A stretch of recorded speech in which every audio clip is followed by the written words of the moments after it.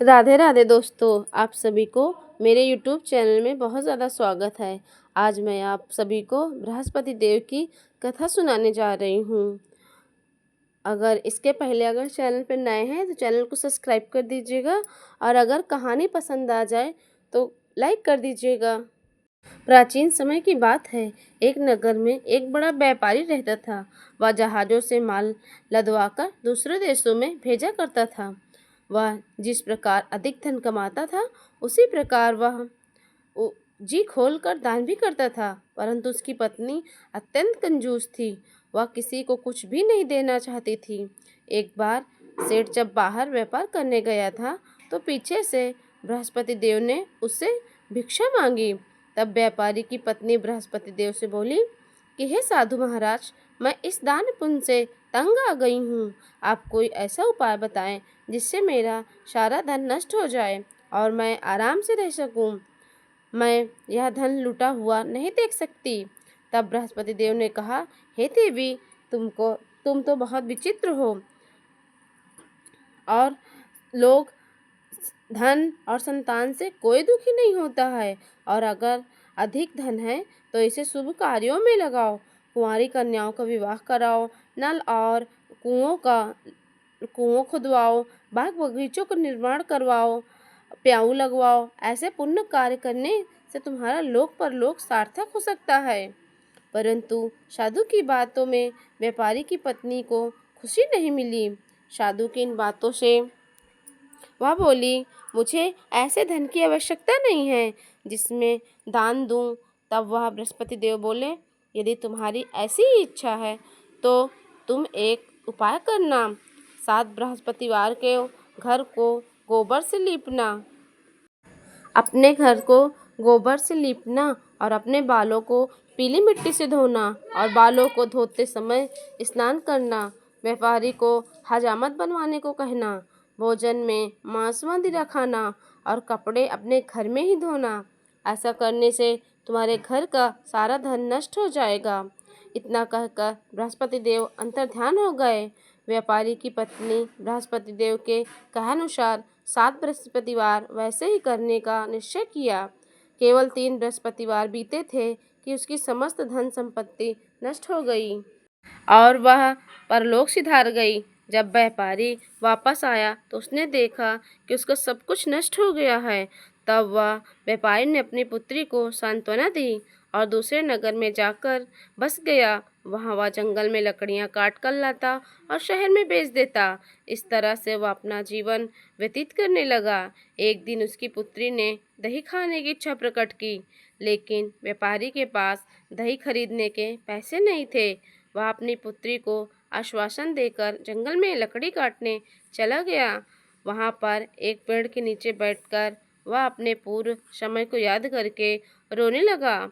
उस दिन बृहस्पतिवार का दिन था। तभी वहाँ बृहस्पति देव प्रकट हुए, एक साधु के रूप में आए और बोले, हे मनुष्य, तुम इस जंगल में किस चिंता में बैठे हो? तब व्यापारी बोला, हे महाराज, आप सब कुछ जानते हो। इतना कहकर व्यापारी अपनी कहानी सुना दी। तब बृहस्पति देव बोले, देखो बेटा, तुम्हारी पत्नी से बृहस्पति देव को बहुत अपमान किया था, इसी कारण ही तुम्हारा यह हाल हुआ है। लेकिन अब तुम किसी प्रकार की चिंता मत करो। तब गुरुवार के दिन आए तो बृहस्पतिवार का पाठ करो। 2 पैसे का चना और गुड़ लेकर जल के लोटे में डालकर वह चंदामृत प्रसाद बना अपने घर के सदस्यों को और कथा सुनने वालों को बांट दो। स्वयं भी प्रसाद खाओ और चंदामृत लो और भगवान तुम्हारा अवश्य कल्याण करेंगे। साधु की बात सुनकर व्यापारी बोला कि महाराज, मुझे इतना भी पैसा नहीं बचता कि मैं अपनी पुत्री को दही ला कर दूं। इस पर साधु बोले कि तुम शहर में लकड़ियाँ जाओगे तो तुम्हें लकड़ियों के दाम पहले से चौगुने मिल जाएंगे, जिससे तुम्हारे सारे कार्य सिद्ध हो जाएंगे। तब व्यापारी ने जंगल में लकड़ियाँ काटी और शहर में ले जाकर बेचने के लिए चल दिया।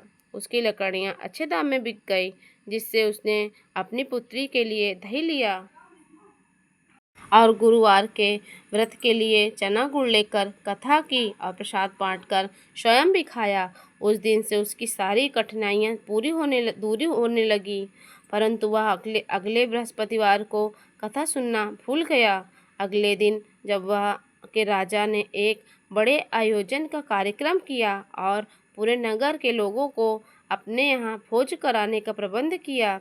राजा के आज्ञा अनुसार नगर और उसकी पत्नी और वो पुत्री और वो थोड़ा विलंब होने के कारण महल में भोज करने गया, लेकिन व्यापारी और उसकी दोनों को राजा ने महल में ले जाकर भोजन कराया। तब वे दोनों लौट कर आए तो रानी ने देखा कि उसके घर में बनी हुई खूंटी में हार टंगा गायब है। रानी को यह व्यापारी व उसकी पुत्री पर संदेह हुआ, उनका हार उन दोनों ने ही चुराया है। तब राजा की आज्ञा के अनुसार उन दोनों को कारागार में डाल दिया गया। कैद में पड़कर वह दोनों अत्यंत दुखी हुए और वहां उन्होंने बृहस्पति का देव का स्मरण किया। बृहस्पति देव ने प्रकट होकर व्यापारी को उनकी भूल का एहसास कराया और उन्हें सलाह दी कि गुरुवार के दिन कैद खाने की दरवाजे पर कुछ पैसे मिलेंगे।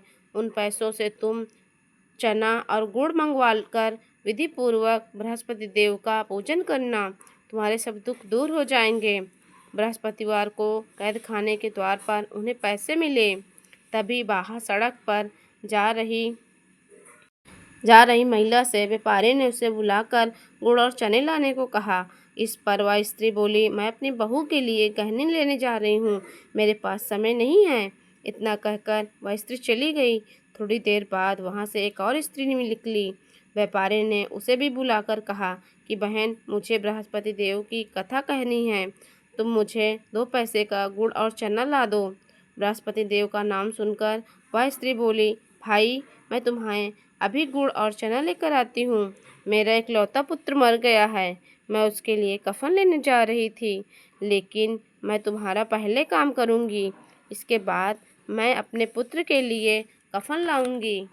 वह स्त्री बाजार में व्यापारी के लिए गुड़ और चना ले आई और स्वयं भी बृहस्पति देव की कथा सुनी। कथा समाप्त होने पर वह स्त्री कफन लेकर अपने घर गई। घर पर लोग उसकी पुत्री की लाश को राम नाम सत्य है कहते हुए शमशान ले जाने की तैयारी कर रहे थे। तब वह स्त्री बोली, मुझे अपने लड़के का मुख देख लेने दो। वह अपने पुत्र का मुख देखकर उस स्त्री ने उसके मुख में चना और चंद्रामृत डाला। प्रसाद और चंद्रामृत के कारण वह लड़का पुनः जीवित हो गया।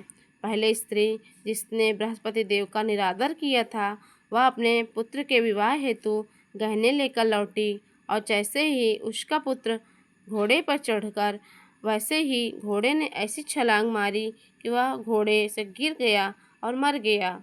यह देखकर स्त्री रो रो कर बृहस्पति देव से क्षमा याचना करने लगी। उस स्त्री की क्षमा याचना से बृहस्पति देव साधु के रूप में पहुंचकर कहने लगे कि हे देवी, तुम्हें अधिक विलाप करने की आवश्यकता नहीं है। यह सब बृहस्पति देव का अनादर करने के कारण हुआ है।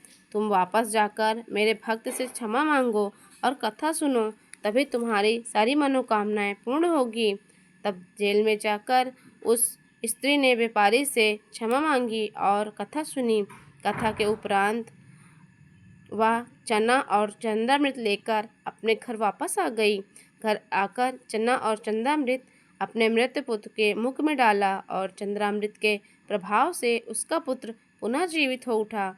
उसी रात बृहस्पति देव राजा के स्वप्न में आए और बोले, हे राजा, तुमने जिस व्यापारी और उसकी पुत्री को जेल में डाल रखा है, वह बिल्कुल निर्दोष है। तुम्हारी रानी का हार वही खूंटी पर टंगा है। जब सुबह हुई तो राजा ने रानी के हार को खूंटी पर टंगा हुआ देखा। राजा ने उस व्यापारी और पुत्री को जेल से रिहा कर दिया और उन्हें अपना आधा राज्य देकर व्यापारी की पुत्री का विवाह उच्च कुल में करा दिया। तो अगर ये आपको कहानी पसंद आई हो तो कहानी को लाइक कर दीजिएगा और चैनल पे नए हैं तो चैनल को सब्सक्राइब कर दीजिएगा और कमेंट में एक छोटा सा प्यारा सा बृहस्पति देव की जय अवश्य लिखें। तो इसी शुभकामना और मंगल कामना के साथ आपसे लेती हूँ विदा। मिलते हैं नेक्स्ट कथा में, तब तक के लिए जय हो बृहस्पति देव की।